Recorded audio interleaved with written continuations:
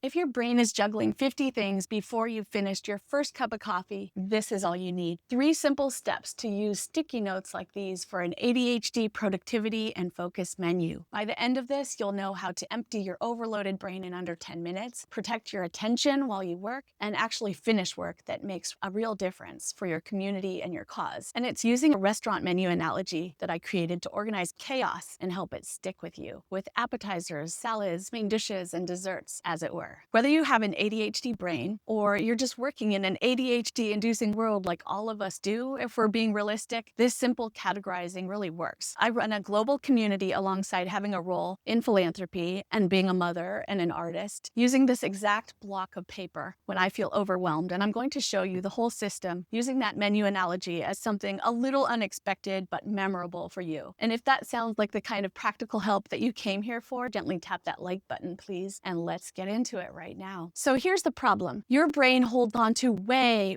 too much at once because of the way our lives are set up and because of the way our unique and beautiful brains work. You sit down to work on the thing that actually matters, the grant report, the partnership proposal, the program that you're building, but within 5 minutes, your brain goes, hey, you never answered that email. Then, what can we make for dinner tonight? Then, a genuinely great idea for a project shows up at the worst possible moment because your mom just rang. Then wait, did that invoice go out? None of these thoughts are wrong. That's what makes it hard. When you care about your work, everything feels urgent, and your brain doesn't have a filter that sorts important now from important later. It serves you everything at once. And the standard advice fails us, like just focus on one thing at a time, is useless because the problem was never that you don't focus. Your brain won't let you do it well, and put it all into an app sounds great until you open your phone and capture one thought, but you see 3 notifications and come back 20 minutes later having forgotten what you were doing. Worse, once tasks go into the app, they're buried, they're out of sight. And for brains like ours, that out of sight is out of mind. So think about what a restaurant kitchen does. A kitchen is chaos, or it could be. Orders flying, timers going, 6 things cooking at once. And the way a kitchen survives that chaos is not an app. It's a menu with additions when needed and a rail of paper tickets that everyone can see. And that's exactly what we're going to build for your brain in 3 easy steps with 1 block of sticky notes. Step 1 is writing the menu items. This is your brain dump, and it's for the days when you're completely overloaded and overwhelmed and can't even figure out where to start. So take the block of Post-its and write 1 thing per note. Just 1 task, 1 worry, 1 idea. Not a tidy list all on 1 page or not all on 1 sticky note, just 1 thing per note. And keep it going until your brain is actually empty, task after task. Some mornings that's 10 notes, some mornings it could be 30. I do this right when I get to my desk, before I even open my laptop, because I've learned I can't really plan my day proactively while my computer is practically shouting at me. So here's where that menu comes in. A chef doesn't serve everything at once. You too can sort your notes into 4 courses, as it were. So appetizers are the things that need to happen today. And if you use a planner with a daily big 3 like I do, this pile is exactly where those 3 things come from. Salads are coming soon, like this week, but not necessarily today. And the main course is later in the week. It's real, but it's not needed right now. And dessert is that pile of things your brain swore were essential, but honestly, they're optional. A treat if you get to them. Most desserts you can just toss out right away. And to make the sorting more effortless and pleasurable for you people who love organization, I made this free printable menu with all 4 courses. The now, soon, later priorities laid out on 1 page, and the skip or the never ones on a separate page. Print it, put it on your desk, and stick your notes straight onto it. The download link is in the description below. And when something is done, cross it out. And if you realize it never mattered, you crumple the note and throw it away. That physical crunch gives your brain closure in a way that checking a box in an email never has. Am I right? Yes.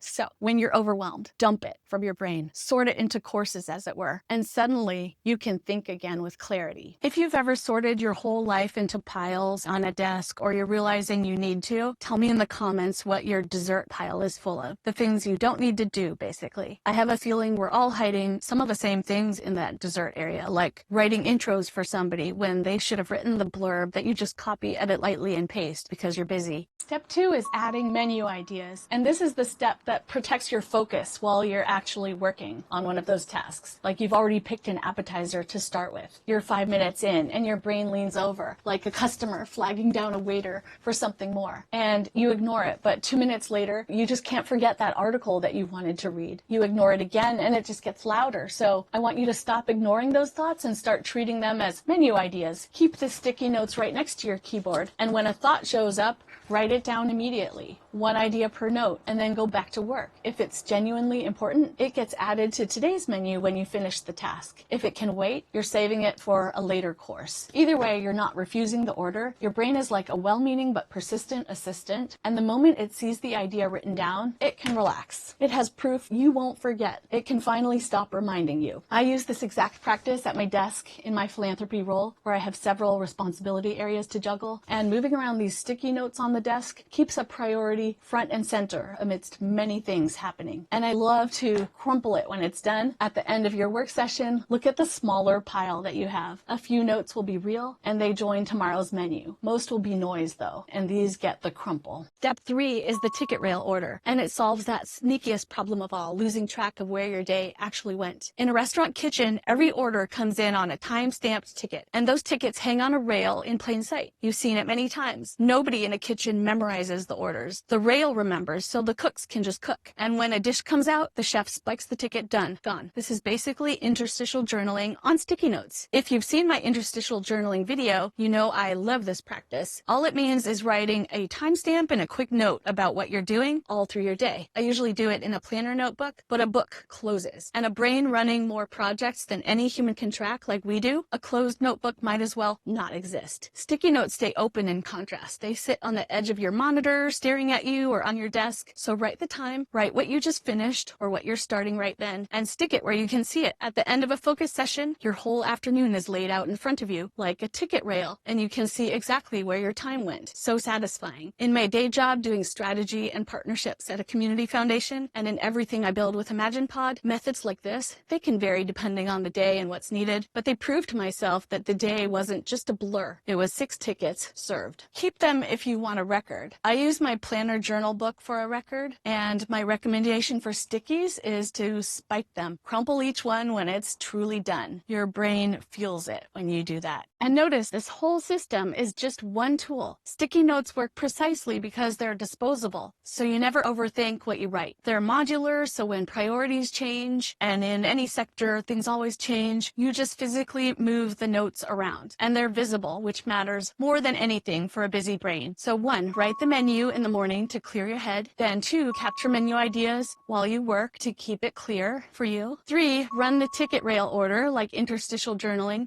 to stay true about your time. And then at the end of the day, anything left over goes into tomorrow's menu as needed, and the loop starts fresh. Don't overcomplicate it. No color coding systems, no perfect handwriting. Just write, stick, crumple, and that's the whole thing. Try it for 1 week and see what changes. I'm certainly ready for my exercise 30-minute sticky, that appetizer. It really helps my brain take a fresh strategic perspective, so I make it one of the important ones. So drop a comment and tell me what you like about this tool and the 3 steps. I want to know which one lands for you with a mission-driven cause propelling you. And don't forget your free template of this week's menu, downloaded and printed. The link is in the description. And if the ticket rail order technique intrigued you, that interstitial journaling one, you can see the full practice behind it. I made a whole video on interstitial journaling that goes deeper, and you can check it out by clicking right here. Or if you're more of a creative blank page person, think Moleskine Journal. Watch Journaling Didn't Work for Me Until I Was Told This, because